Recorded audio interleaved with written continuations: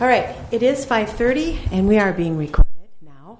And I'm going to call the meeting to order. This is the City Minnetrista work session for January 3rd, 2022. Happy New Year, everyone.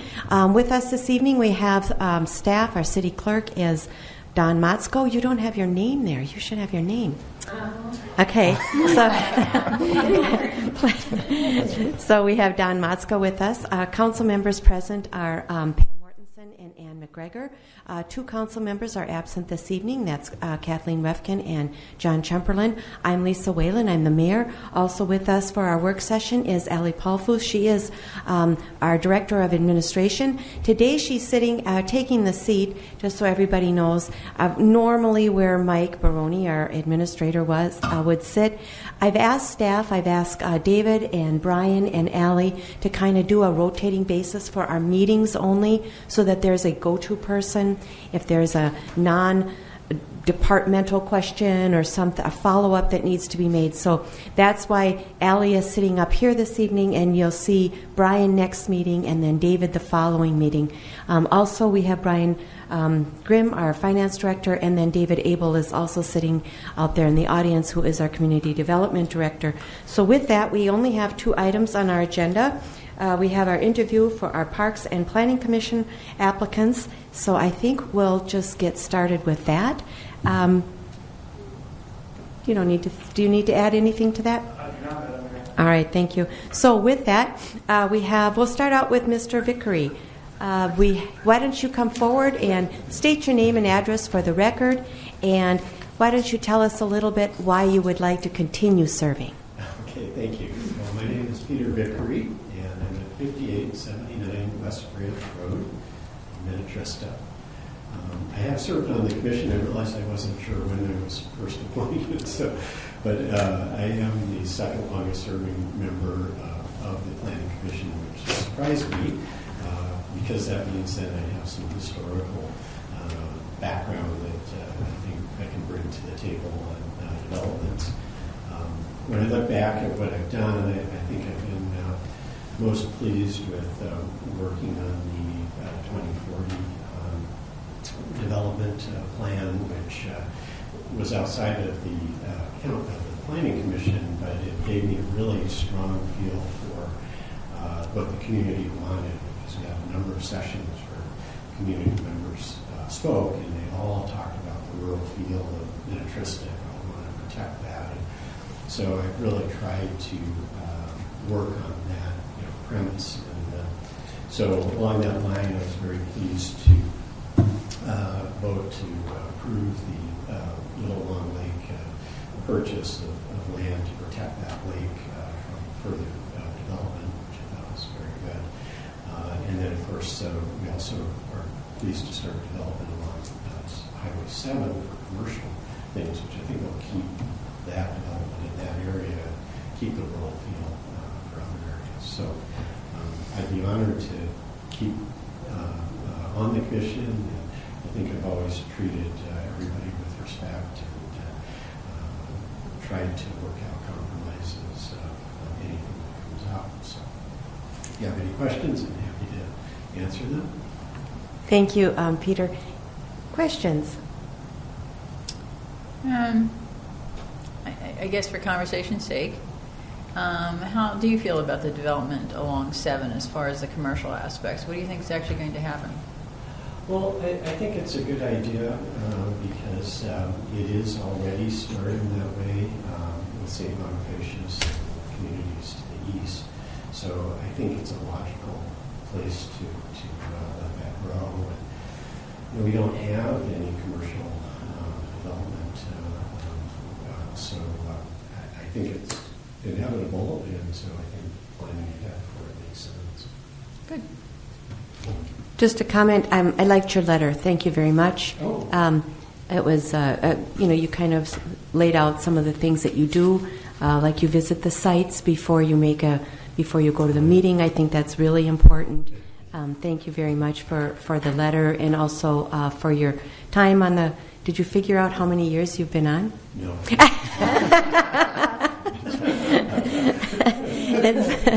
But you have to figure that out sooner or later. So yeah, but But thank you for I'd like to add reapplying. one more thing, Yeah. Lisa, too. I was on the committee with Peter on the comp planning, and it was a really good experience for myself on council, and I can imagine being on the planning committee, it really served well for you, too. So, like I said before, I'm glad to see you reapplying. Thank you. Thank you. All right. And then we also have, is it Therese? Trisha Taylor. So I'm doing all this. Yeah. So you'll have to say your name and address for the record. So Tricia Taylor, and I live at 4688 Fox Club Drive in Minnetrista, aka Excelsior, I guess. It's Minnetrista. Yeah, Minnetrista. You simply have a Excelsior zip code. That's all you have. I write Minnetrista when I fill out applications, or like it tells me Excelsior. I'm like, I'm Minnetrista. This is where I want to be. So, so that's where I live. About me, 29 years in the real estate industry, both commercial and residential. I moved here in 2009, and obviously I've still been in the same industry. As far as city government goes, my involvement has been, haven't done anything, this is new to me, so I want to get involved with the city and with the community. Being part of Minnesota Land Title Association, I spent a lot of time in the last few years getting bills passed on the Hill with, Dr. Scott Jensen I used to live in Carver County, so Dr. Scott Jensen was my senator, and Jim Nash was my representative, and so spent a lot of time on the Hill passing bills that pertain to real estate, like the Rulona bill, which is electronic notarization. So that's my involvement as far as city government or government goes. This is new to me, so I love Minnetrista. I moved from Carver County to Minnetrista about a year ago, and I'm on the HOA, president of the HOA board over in M&I. So my goal is just to get involved with the city more, find out what's going on. I know there's a lot of things happening on Highway 7, and so I think it's important that somebody that lives out there be part of that and know what's happening to kind of create a liaison type of effect with the people that live there. So. And we do have another liaison. We have actually another gentleman on the Planning Commission that is also a resident of Woodland Cove, and we have a council member that's also a resident of Woodland Cove. So, good. You're well represented. So, Thank you, yeah. But as you know, we serve at large. We represent the entire community. But thank you for applying. Questions, comments? Let's see. Well, with regard to Woodland Cove and Route 7, do you have any specific objectives that you'd like to see happen in the next 5 years? No, I don't. No. I just want to be part of it. Just I want to be think part of that it. there's a lot of people that live with opinions. Being part of the HOA board and being the president of our association, I think that it's important to make the narrative, provide a narrative to everybody about the good progress that's happening rather than the negative, and kind of be that liaison. So I know that there's been some talk about Mac and Tunes going in across the way from where we live, and when we go to our HOA board meetings, people talk about that, whether it's happening or not, and I try to keep it positive and try to share the growth part of it that's important. Good. And when I was doing a lot of work out there, and there's a lot of people that are a little bit unwary about it. Growth is progress. Progress is important. And so being in real estate, I believe in that. Yeah, So you seem to have a some very people- good background. Yeah, exactly. And some people don't think that. They think that they should just not. They don't want the growth. I think it's important. Well, like I said earlier, there's 2 applicants, so most for 2 positions. So I think it's fairly safe to say you'll be appointed. But real quick, any other comments or questions? I do like your background, Tricia. I think that would be Yeah. very valuable in the position. And I really appreciate that you stepped up, not even having experience in politics, because I did that also 8 years ago, and I think you'll really enjoy it. Yeah, I read your biography, so Oh. I read your page, so I knew that about you. Good. So, yeah. and I wish more people did Yeah. do that. I Because grew up in politics with my family. My grandfather was in the House of Representatives a long time ago, and so I grew up in that. But for me, it's about being part of the community, and this is where I'm putting my homestead down. So I want to be a part of that. yeah, I appreciate that. Thank you. So what I would suggest, if you're open to it or would like to either meet with myself and or staff to kind of learn some of the procedural things and legal things that you should know as a commissioner. And also, I'm sure you have questions, and so, there's some things we could share with you so that you can be better prepared when you come to your first meeting. That'd be great. So rather than throw you in there. I would love that, yeah, because this is new to me. I just want to jump in and Okay. learn all I can. So. Sure. So what I'll do is have staff contact you, and they can set up a time, and so that we can do that. So That'd be great. great. Thank you very much. Thank you. And like I said, Mr. Reiser isn't always punctual or always here. He is the only applicant for the Parks Commission, and he has been on the Parks Commission for a while. So most likely, I would assume we would appoint him. That still leaves us one park commissioner short. So if anybody knows of anyone that would like to serve, and you contacted both the alternates on the park commission, Correct. and they stated they weren't interested in, if you will, moving up. So we do have an opening, if you know of anyone, or if, maybe even HOA. If I do, actually, Okay. have someone in mind. okay, I know Nancy Richardson. she is an alternate, right? Is she, I talked to her today, is she moving up as an alternate? She said she wasn't interested. Okay. So, I have someone who might be interested. all right. Yep, we're always good to know. And so I talked with How would our. I forward her information to you, or how would I go about just? I would say forward, have her contact Yes. city staff, and the contact would be David or Nick for you? Okay, so I'll do that. Yeah. I will do that. 'Cause Yep. she showed interest, and so, Okay. yeah, okay. Yep. And and so it's going to be. We kept the opening available or open since we didn't get enough applicants. So always good to have. Now, you don't have to stay for the rest of the meeting and or come back for this 7 o'clock meeting where we will make the actual appointment, but you are welcome to. So, and actually we're waiting now for Midco. So if you have any questions of the council, we can answer them for you. Not yet, but I will. Okay. Okay. I will. Do you have Is that like open to any kind of? Sure. Within reason, right? Well, let's see. Ask the question, and then we'll give you that answer. Well, I'm just kind of curious about, of course, I guess two big issues. Of course, how the water towers and all that are going, and on the internet, if there's any. Since I'm back having to work from home, it's Well, pertinent. actually, you might want to stay for this. So we're waiting on a gentleman, right? Yeah. From a company called Midco, and we're going to be talking to them about broadband, particularly in your area. So that's coming up, and we have been working on it. Ann and myself have been kind of leading that charge along with Allie on the staff side, and we've been working on it. It's For a year. yeah, and we do have one company that is interested, Lakeside Networks, that is going to be putting a cell. What is it called? a A wireless antenna, whatever it's called, on our Sunnyfield Road water tower. And that might also be something that would benefit your neighborhood. I know where he lives, so that's so that's another option that we've been pursuing, and they should be up on that tower sometime in the next very soon. I can see And that tower. yes, Yeah. so you might Well, that's benefit good. from that one right away. And there's other people, of course, in that same category. So that's coming up. And then the water tower, the new water tower is that up? Let's see, there's been it's up. No, it's been up. Is it filled? That's because of the electrical, I think, is the question. Yeah, we're still waiting Okay. on that. It should be Yeah. hopefully the electrical hooked up later this month was the last update Yeah. I got from Gary Peters.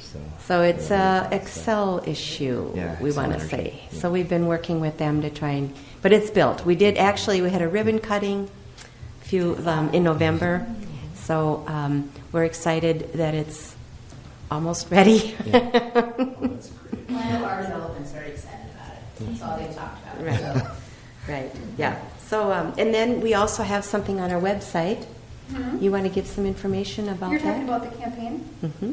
Sure. So, council directed staff to move forward with a water conservation education campaign. So, if you want to tell all of your, I know you're the president of the HOA, so I would tell them to sign up for that. It's a monthly mailing. Well, actually, they don't have to sign up for it. They're getting, residents on city water supply are getting a monthly mailer with kind of a topic of the month and then an update on how our search for a new well site is going and that sort of thing. So Okay, yeah, I would that's encourage residents to sign up, and they can do email alerts.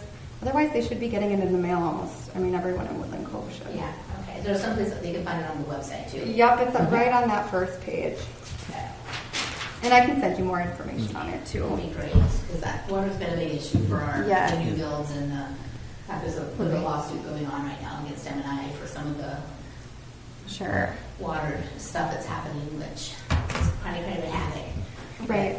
Okay, yeah. Well, I would encourage So- them. It can't hurt to sign up, and I think will provide some really good information. And anybody that's not on city water can also sign up and get the information too. So Correct. that might be helpful, especially for planning commissioners and or for park commissioners, just so you know what's going on in the city. Yep. And when do those mailers go out, Ally? The end of every month. Okay. And it goes to all residents, just the Just on water? city water. Like Yeah. 1,800-ish. Okay. It goes to. Yep. I guess you had to clarify that's going to be for the first part of this year is the plan for those Correct. mailers. Through Yeah, for- April. Through April. Yep. And then- And you mentioned that there's the last planning commission meeting that there's still going to be a real issue with water next year. That there's just because of the drought, unless we get a lot of support or something, that it's really going to be a kind of an ongoing thing, and that's why this program is important.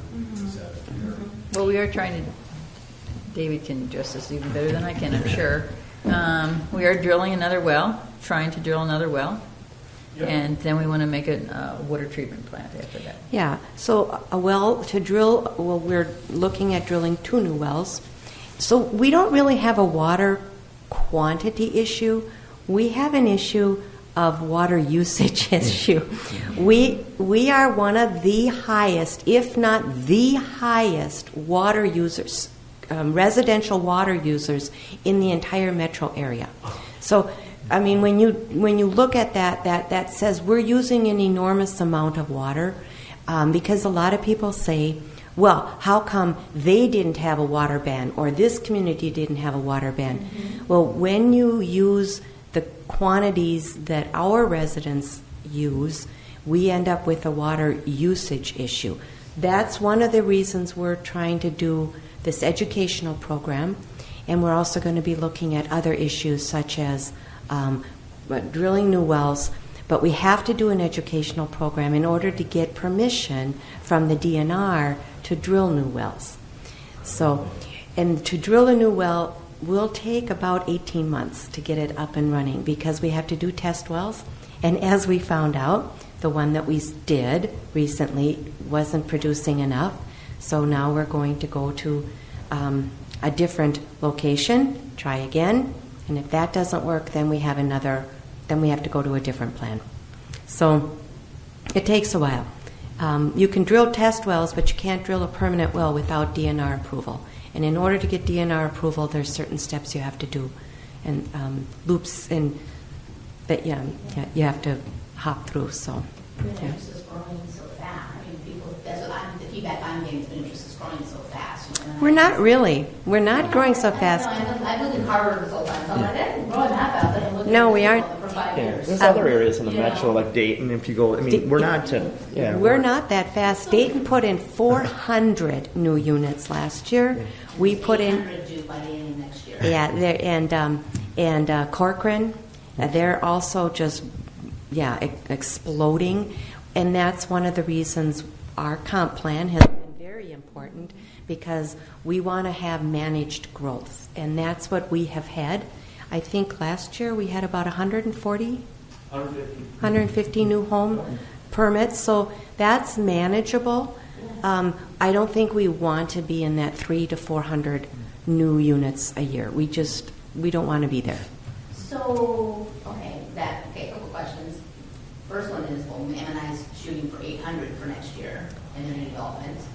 So that's kind of out of your plan reach, and that's okay. I don't need to get into Yeah. that. But so why do you think we've had a problem with the water? I mean, Like I said. too many people doing laundry? Well, no, It's but there's irrigation is what it is. It's irrigation, Is it? right? Okay. It's simply irrigation because we didn't ban people from taking showers or flushing their toilets so irrigation is the issue, and we're going to be addressing that this year. And that's Me- the main issue. Irrigation It's our is the peaking main factor issue. due to Yeah. irrigation, yeah. So we're looking at different things, we're going to look at a lot of things, different ordinances to help curb the need. But the other thing is, we had, if you will, a perfect storm this past summer with not only a drought but high temperatures. You add those two together, and you are looking at a perfect storm. So that's why people were watering a lot because of that. And then you add in new homes with their need to water a lot for the sod. Yeah. Yeah. So we're going to be looking at that, and I really think we're on target for what we need under normal circumstances, plus some irrigation. But our irrigation just went through the roof, and that was the problem. Yeah. But just so you know, I'm not on city water, and I also adhere to the no watering ban. I want people to know that, because I felt for you, and I thought, it's not fair. So we have a bunch of retention ponds coming in because of the new builds. So Right. that's a helpful thing. it will be. Yeah. Yeah. So. It's helpful,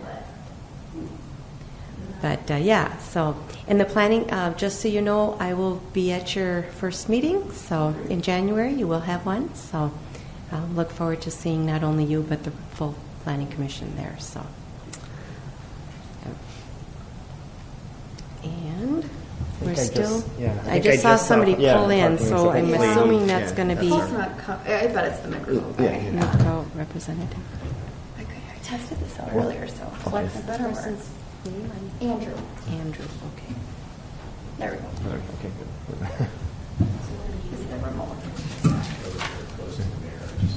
I figured that was him pulling in, don't you?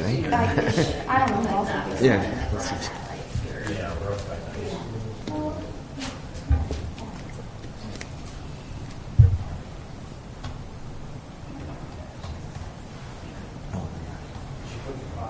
Oh, yeah. Oh. Yeah. That's my issue. Yep, there you go. If you take that out, and then I think just plug that in the side.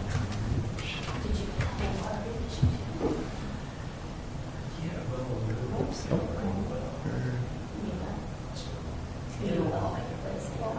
Did you know these people too? No, we haven't. Joe and I and Allie have been emailing. I wonder if we just escape. So last time she There we go, emailed and then she there we said, go. well, Yep. if you want to do this. So yeah, so just the forward. left one. Yep. And then if he needs, like wants to, there's the what do you call it? Let's just do it this time. Laser. Yeah, so just Move it up move it because back we didn't forward. have anything Yep. in December. See, we didn't have the regular update Hopefully he's in not December. waiting So I until said, let's exactly move it up 6, sooner right? You know. than better. We didn't have You know what I mean? Well, I didn't know Agenda how long these for it. interviews were. No, yeah. It's, Yeah, those worked out great. and then we didn't have one Glad to show up, see that. obviously. Yeah. They were- Fine. Right.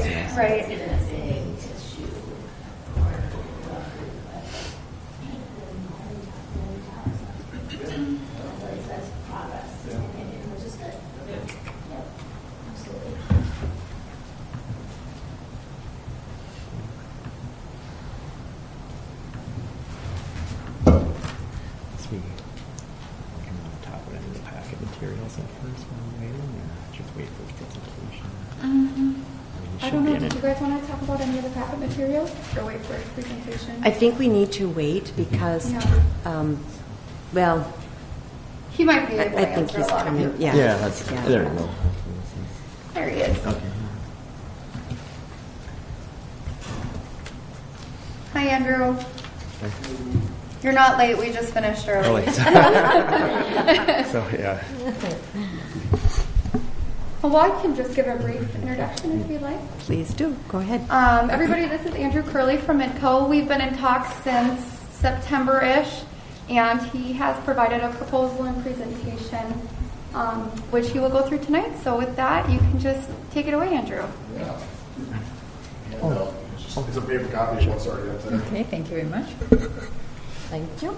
And then we're missing 2 council members tonight. Okay. so. Thank you.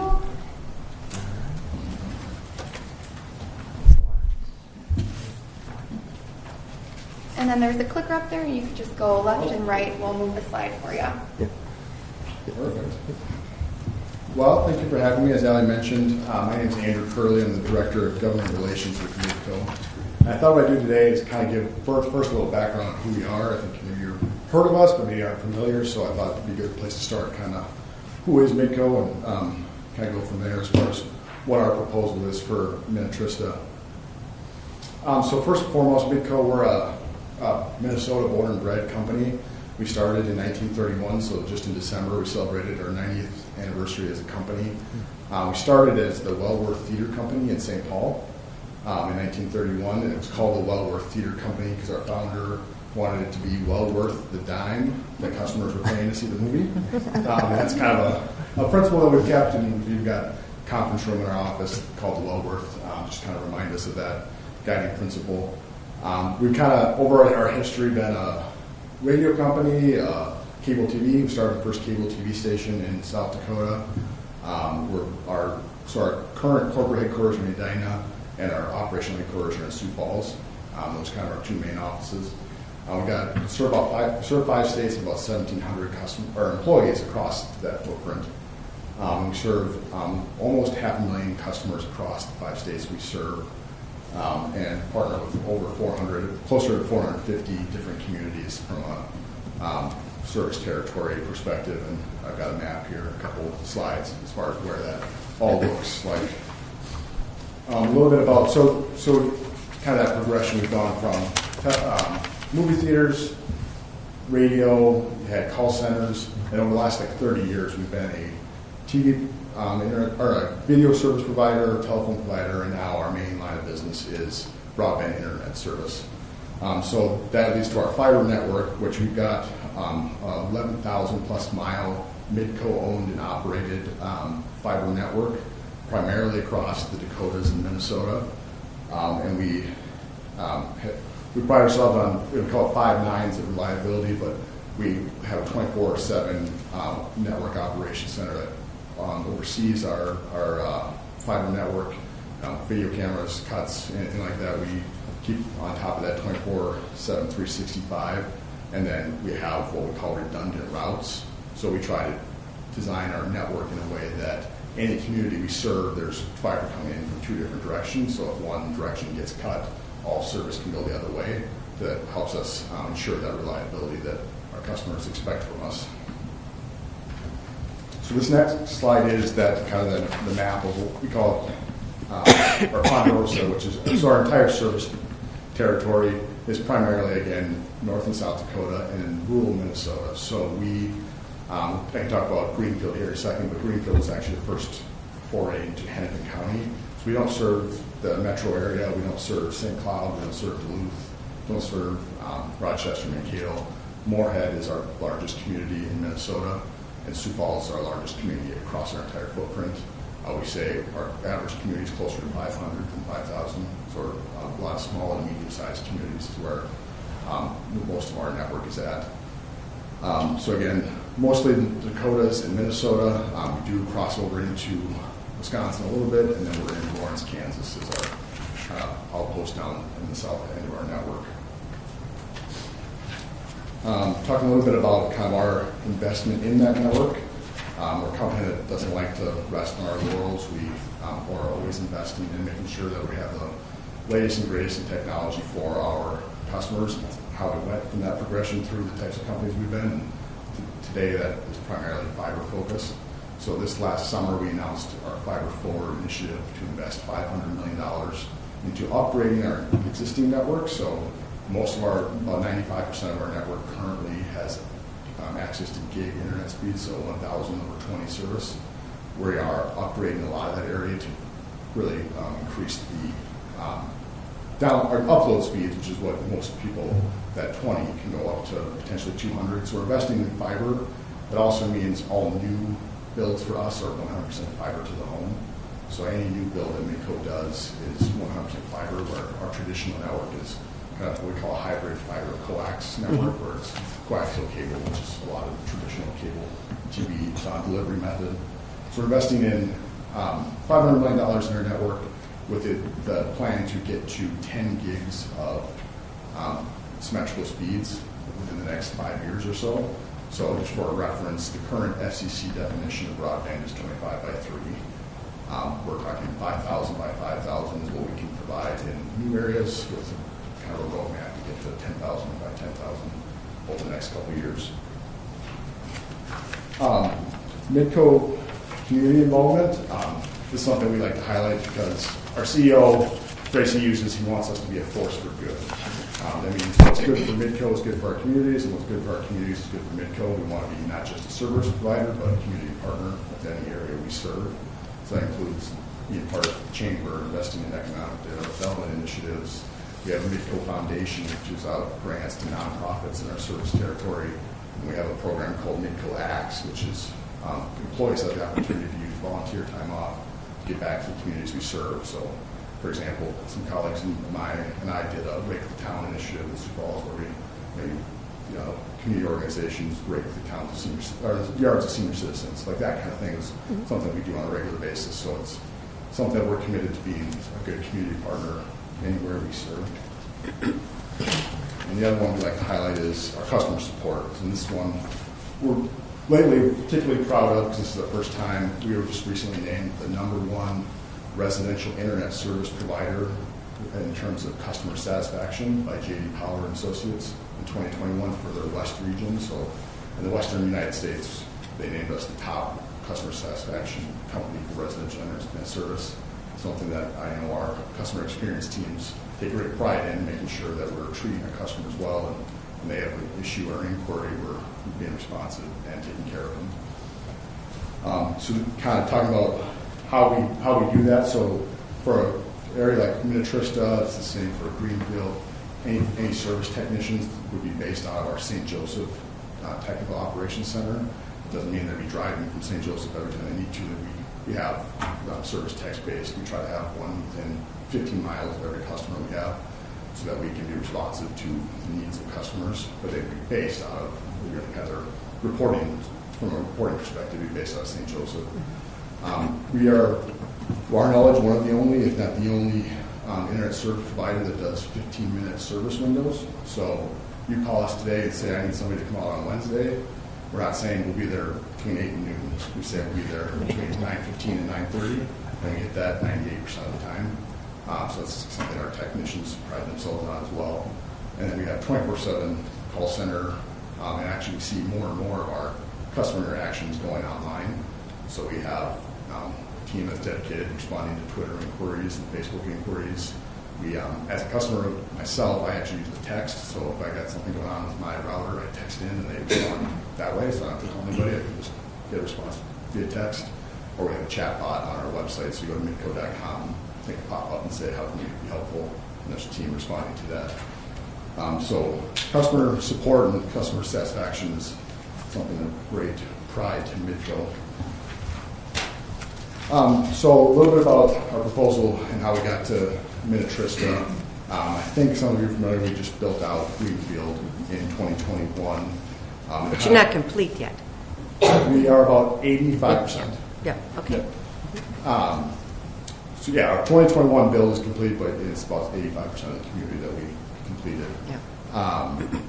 Kind of how we got to Greenfield was, our closest market was Annandale, and we were coming across expanding into Wright County more and more for some what we call outs areas, more of the rural suburban areas that we were going to fill in. And we also participated in the FCC's Rural Digital Opportunity Fund, which is their most recent funding opportunity for rural broadband. And we received about $1 million in Wright County to expand our fiber to the home service there. So we were coming across Wright County anyways, and then when we heard about the opportunity that Greenfield was looking for someone to kind of fill their needs, we presented them a proposal for that 2021 build, did the franchise agreement with them, so we built that out in 2021. Idea being we're not going to just build that and stop, or just, where's next, how we continue to grow, how we continue to find filling areas that need service, and that's kind of the area, that's kind of our niche is where's a need, where's a community that needs a new partner, and we're willing to at least have those conversations. So from Greenfield, we're planning to kind of come south, and actually we're looking at Glencoe in Cloud County for 2023. Oh, okay. So getting from Greenfield to Glencoe, we got to come south and Right. along 212 eventually to get out there. So that's kind of where we're at from building our fiber, looking for where can we grow off of that, where is there a need, where's there gaps that we can serve off of that fiber route. Where those builds end up being will kind of dictate where that fiber route is to get to Glencoe. So that's not 100% set in stone, but kind of having conversations with communities like Minnetrista on is that an opportunity for us. So I think maybe you guys have heard about our Greenfield build through the grapevine, and reached out a couple times, and so we decided we would analyze it and put a proposal forward on what it would take for us to fill in the unserved areas in Minnetrista. So that's what that next slide is. So our construction team has driven, based on a map we received from Ally on where the identified areas of unserved addresses were. Our team then drove that out and identified, okay, there's pedestals here. We identified the evidence of service in certain areas. And so this is the map of where we identified lack of current broadband service. And our estimate is that there's 466 homes and businesses unserved in Minnetrista. And that in order to build that from a financial perspective, our request would be for $450,000 in financial support to make that happen. And should that come together here in the near future, that's something we could get done in 2022, the construction season, with all the appropriate caveats for supply chain and all those things. We're confident we could do it in 22, but these days are kind of crazy. Right. So whether it would bleed over into 23 is a possibility, but our team is pretty confident that would be a project we could complete in 2022. So that's the kind of high level of what we would propose for Minnetrista. I won't go through all these next slides. I just want to provide them to you as far as information from our process for how we notify customers, how we kind of go through the process of building out a project. So surveying, and, notifying people, and getting easements, and construction, what people can expect. This is all information that if a resident went to midco.com/custom or construction support, this information will be on there. We just like to provide that as some awareness for any questions you may or may not get. And then the last one is kind of the communication strategy that we have with any construction project. And so we try to make sure we're being transparent on when we're coming, where we're coming, and what people can expect. So for instance, if we were to do this build, all the addresses that were part of the build would get a letter saying, hey, we're coming, just so you know, here's some resources, here's our website, here's the number to call if you've got questions. Then as we get closer to a neighborhood, they get a postcard saying over the next couple of weeks, we will be in your neighborhood.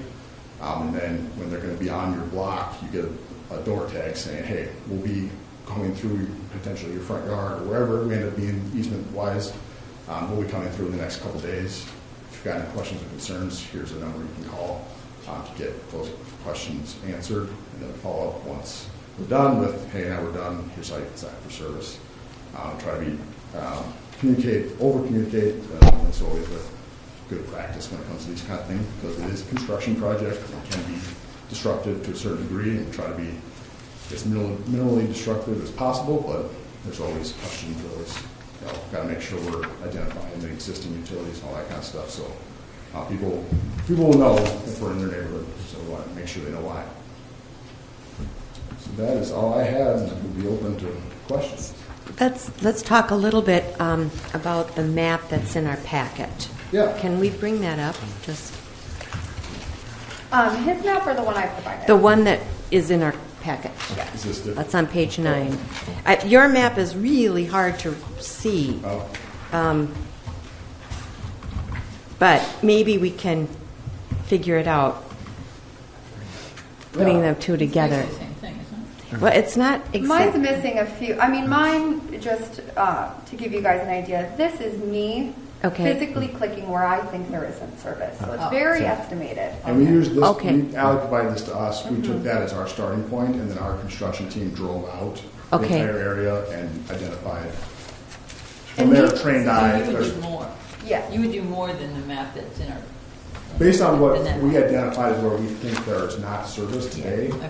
we think it's And more Andrew, this. does your map include underserved as well, or unserved? Like ones with Frontier, for example. I think ours would include that. And mine If- did not. If that doesn't include, yeah, Okay. because, correct me if I'm wrong, I think the areas that Frontier served do not have 100 over 20. Correct. No, they That's why I don't. No, they don't. I can tell you they don't. So that's, yes. So So mine, essentially, this is from our perspective where MediaCom is not. yes. Okay, so if there's MediaCom available, then you wouldn't go in that area. That's not, yeah, that would not be our plan. It's- Okay, even though they said. Okay. Well, no, let's actually elaborate on that. You absolutely wouldn't go into a territory that's already MediaCom served. And how would you know that? Well, that was what from a cost perspective, and the part of the rationale is what we can expect to get from a customer perspective. Areas that don't have their service, Yeah. we think we could get a pretty good return, Right. pretty good Okay, so it has to do with market that. penetration. Yeah, okay. If we Yeah, go that's into fine. area MediaCom serve, That's they fine. have two options. We're going to get less of those customers, and then Right. the cost goes up from Right. our perspective. Right. So then another question. So you have you have cable only? No, I'm sorry. You have fiber internet or broadband only, or do you also do? As a company, we do telephone, we do traditional video, we do internet, IPTV, Okay. and fixed wireless internet, and cable. So we have multiple products. What this would be, our plan would be data only. Okay. This would be data only, so fiber only. Okay. Yeah, internet service. Then, do you have franchise agreements for fiber only? No. Okay. Franchise agreements cover video service. Right. And so we would not Okay. request a franchise agreement. We would just work with you on the permitting that are needed Right. in the right of way in these Okay. areas and crossing roads and things Would you like that. eventually want to move into a franchise agreement for those areas? I would say we'd never say never. Okay. But at the But it's time, not- it's our unlikely. proposal today would not be Yeah, looking for a franchise okay, agreement that's fine. to serve those areas. Right. That's something that in Okay. the future, once we're established in the community, the city wants to have a conversation about. We're not opposed to those conversations, but Okay. right now, we'd be looking no Right answer. franchise and just. That's the right answer. Okay. Okay. Andrew, could you speak a little bit as to why you guys would not be applying for a deed grant? I think I've explained it to the council in the packet a little bit, but could you maybe expand on that? I know it has to do with me requesting that the project's completed at the end of the year, and the deed grant would go into 2023, hopefully. So I know that's part of it. So I don't know if you could expand on that a little bit. I think they want. Yeah, absolutely. Well, yes, the unknown of when deed is going to open the grant round and how long that process will take. Based on previous experience with deed grants, and we received deed grants. We got one last year in Scandia. We received them. We did Renville a couple years ago. We did actually expansion off our Annandale project. We did a couple years ago. We received deed grants in the past. It still remains to be seen when that deed grant round will open. They did send something out right before Christmas about kind of getting prepared for as soon as they get their federal funding. And that's been the hang-up is the Right. Treasury Yeah. funding and Treasury guidance. They want to be able to kind of pull the trigger as soon as possible, but we still don't know. There's not been a date identified other than hopefully Q1. And then they do have kind of some statutory requirements as far as notifications and a challenge process and stuff like that. So it's generally a minimum of a 6-month process from when they announce the grant round opening to when they make awards. So my guess would be we're talking at least Q3, Q4, 2022 to find out, and then you're looking at a 2023 construction season. So it's something where sooner the better. The D grant may be more of a delay.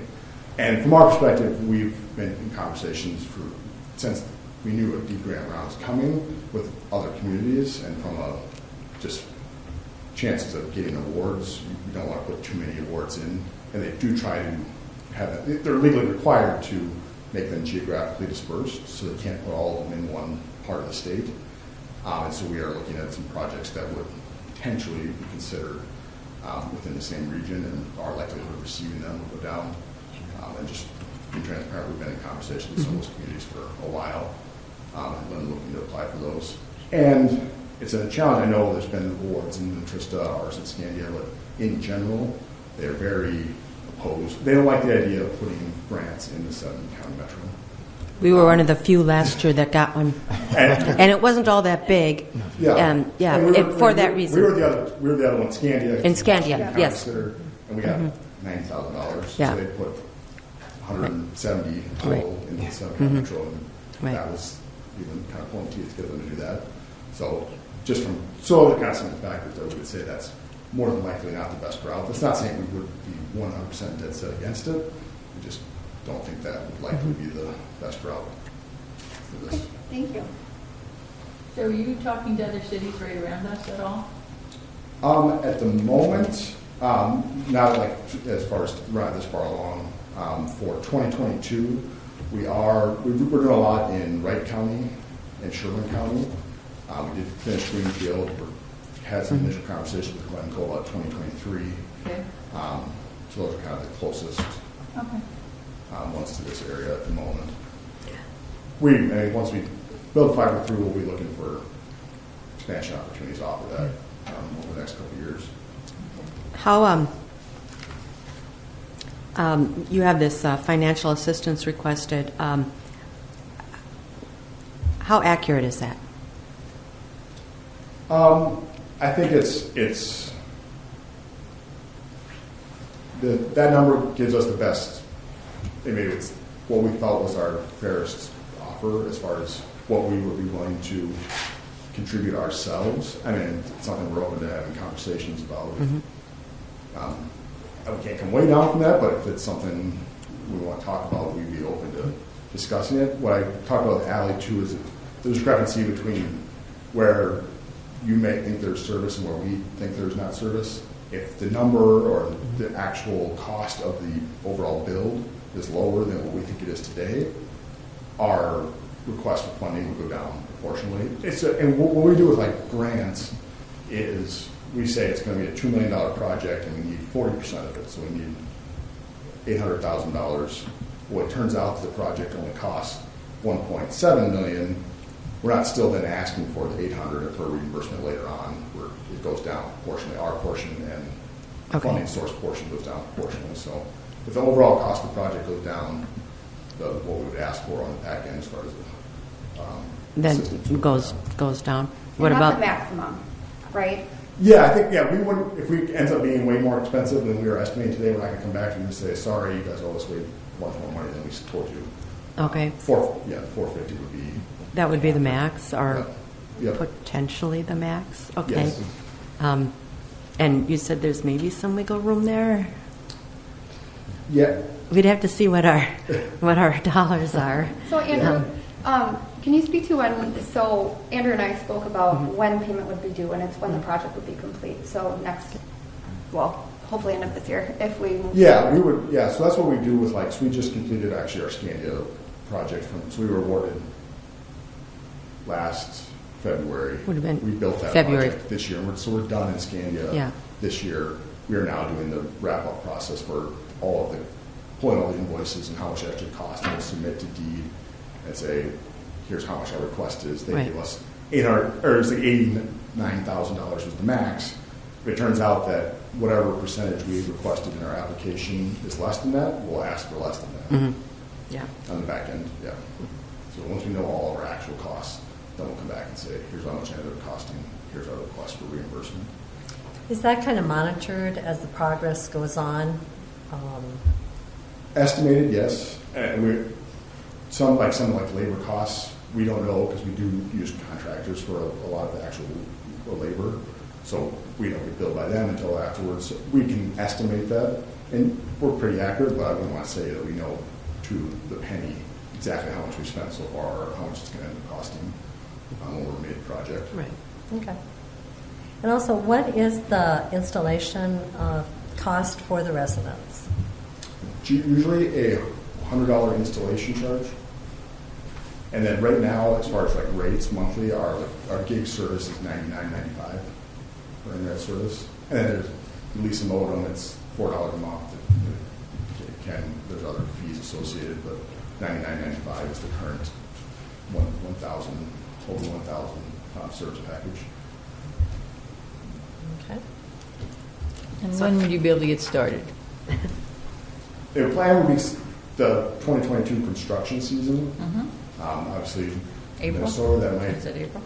could be April. Yeah, and I'll admit where they would fit within our other projects has not been, because one, we'll have all of them 100% verified. So this one is still out there as far as we don't know yes or no. Once we know, we'll put the plan together. Like, all right, construction crews will go here, then here, then here, then here.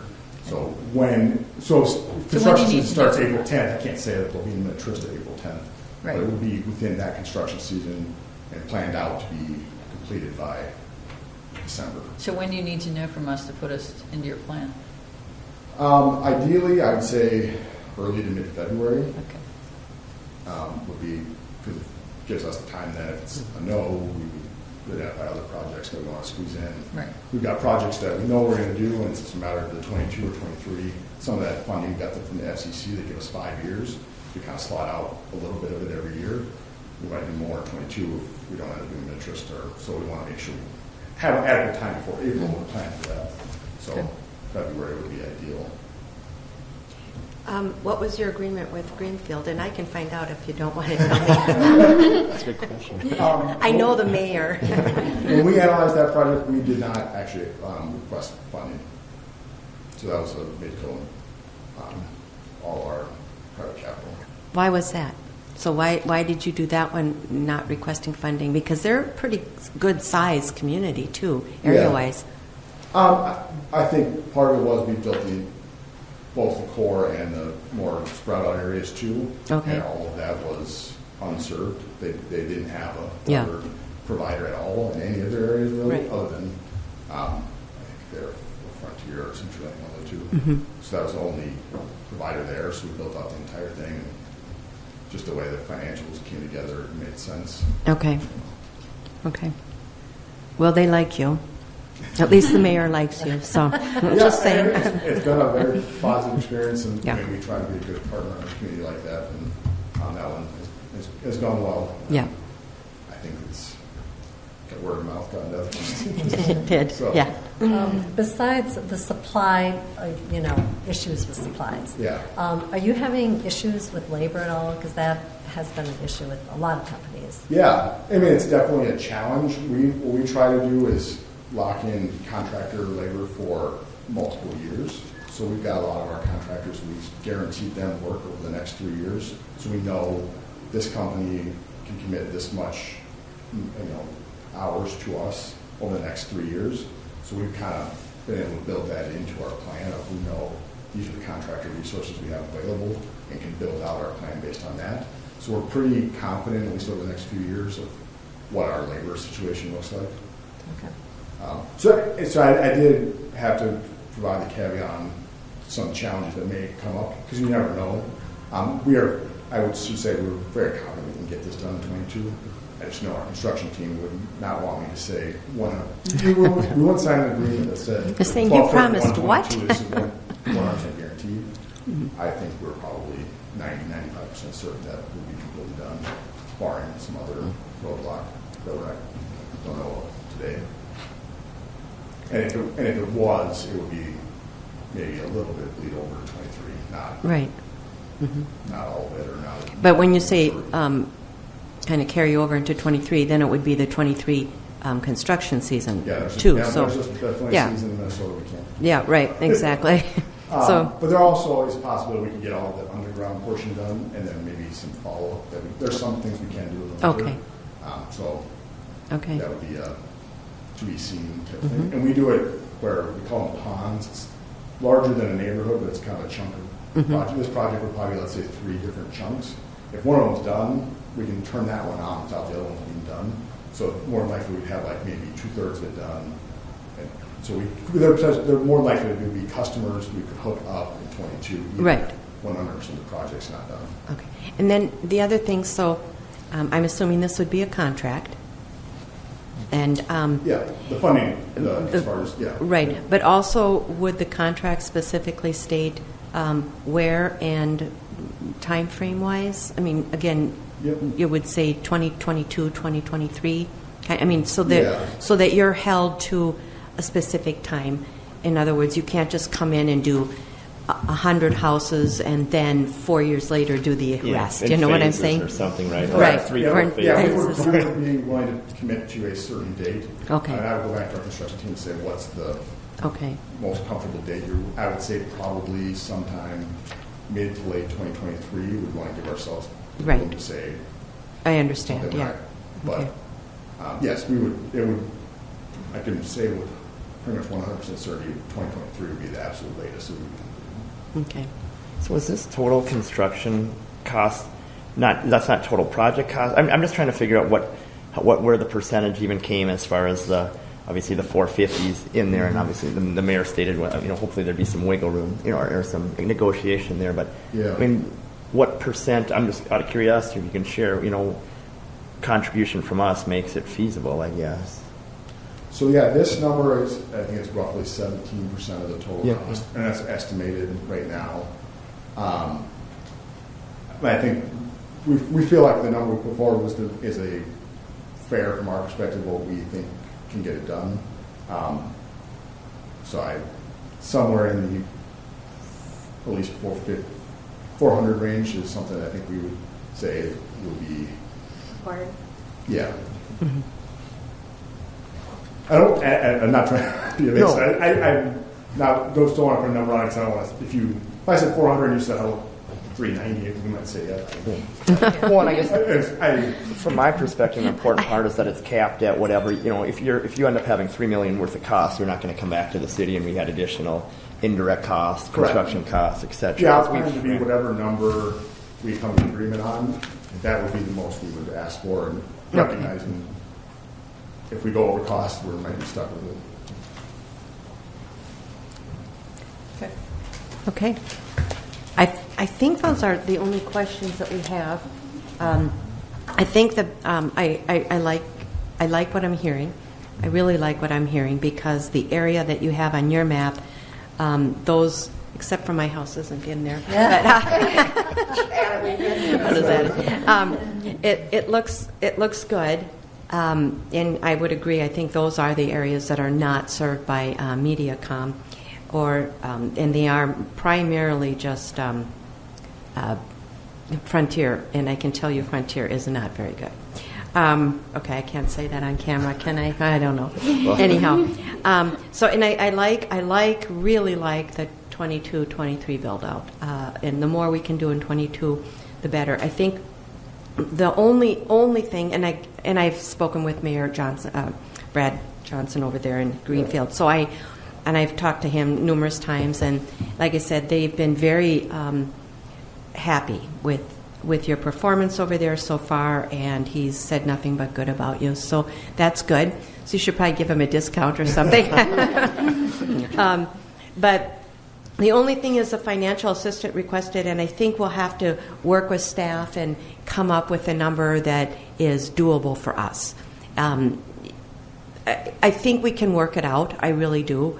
So I think we can come up with an agreeable amount. I don't think we're too far off.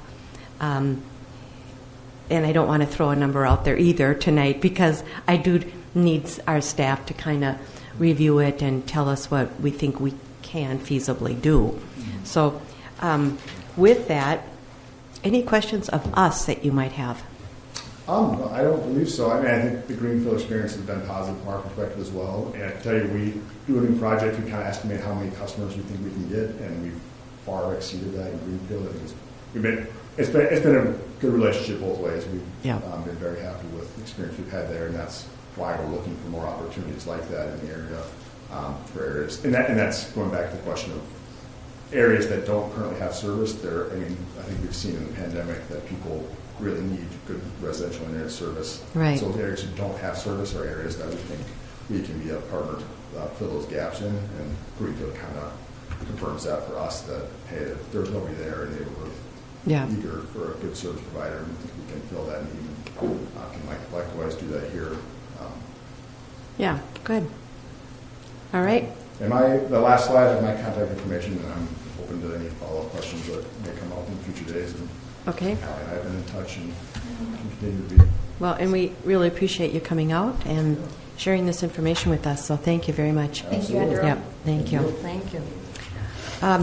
So council, is that kind of the direction we want to give staff? We're very interested. We'd like Yes. to. We have work to do. Yep. And we want to get back to this man by the first or second week of February. Yeah, I think it'll probably be the second week in February, which will be the 18th, I believe. No, somewhere around the 20th. 21st-ish? So is that? 10. No, the Or the first. the second meeting? The second meeting probably. You're the first and third. Yeah, We'll- first and third Mondays. Yeah. We'll try and do it sooner. We'll see what we can come up with. We'll have to talk with our attorneys and staff and. We'll be in touch too yeah. throughout. Yeah, I would say if it's something where you kind of know what the direction is going to be, and you just need to make it formal on a vote, and kind of know it's Right. ready to go. Okay. That'd be good for us to just, you can tell us, hey, we're going to do this, we just have to wait for the next meeting to formally. Yeah, I'm thinking about if it were a contract, for instance, that might not happen until maybe the second meeting in February, because I'm thinking we have to talk with staff, we have to talk with our attorneys, then they'll bring it back to a council meeting, probably either next meeting or the first meeting in February. Then we can make that decision and and then let you know on that decision. The contract would then come shortly thereafter. Yeah. So we'll be in touch. Yeah. Okay. Sounds good. Yeah. All right. Thank you, Andrew. Thank you, Andrew. With that, it's 6:32, and we are done with our work session agenda. Is there a motion to adjourn? So moved. So moved by Pam and seconded by Ann. Pam and Ann. Oh my goodness, this is going to be fun tonight. All those in favor signify with aye. Aye. All those opposed, motion passes 3-0. And if I say 5-0, I was almost going to say 5-0. All right. We are adjourned until 7 o'clock.